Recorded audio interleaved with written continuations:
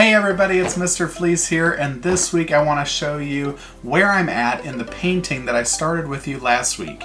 So as you know, last week I showed you the process for creating an underpainting, that first application of paint on your canvas, and today I want to show you the steps and the layers of each application so you can see how this painting grew. Here is the final product. I love it. I love all the bright colors. I think it's a nice bright, happy painting, and I think with all the COVID stuff going on, it's really nice to have some bright, fresh, clean, happy, colorful energy to put into the world. So I'm very excited with how it turned out. I think this would make a really, really awesome mural, or that you could like stand in front of and just be surrounded by color.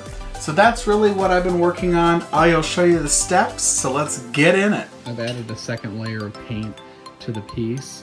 So as I was working, I decided to change the tops of the palm trees to a yellow for a base coat. I thought that went a little better with the color choices that I have rather than using green. I also made this kind of darker pink using some of the coral and adding some red to it. And then I also darkened that orange brown tone by adding a little bit more orange tone to it to make that hue a little brighter, a little more vibrant. And then I've darkened some blue to go in through here and put a couple coats on. I put almost 2 coats of every color that you're seeing here on the piece, and I'm going to plan to do several other coats. So it's really important when you're creating a painting that you remember that it's layer and layer and layer. So you can see here I've added another layer of paint, and I've started to add some lighter highlights to add a little bit more depth and a little bit more pattern to the piece. I've lightened some coral.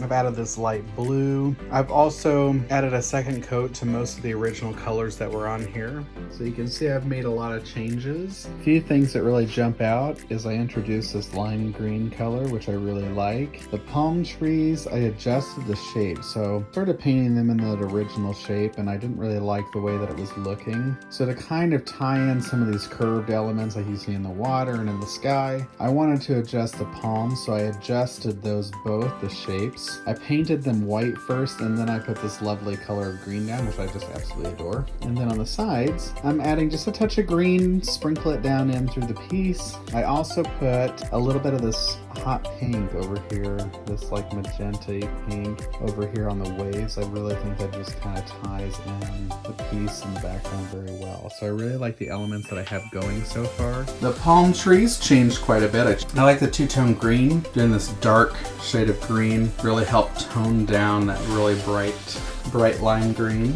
But overall, I think it's a fun piece. Wow! Alright, so that's it. That's what's happened in the studio this week. It was a lot of fun to play around with this color. I'm kind of jazzed up about where I'm going to go with it. This week I want to challenge you to create something that focuses on color. So drag out your paint, drag out your markers, drag out your crayons, watercolors, whatever color medium you have, pull it out, and I want you to create a drawing or a painting, some sort of visual art that really just focuses on color, and when you look at it, you're like, wow, the color is amazing. That's what I want to see happening in this next piece. So I look forward to seeing what you create.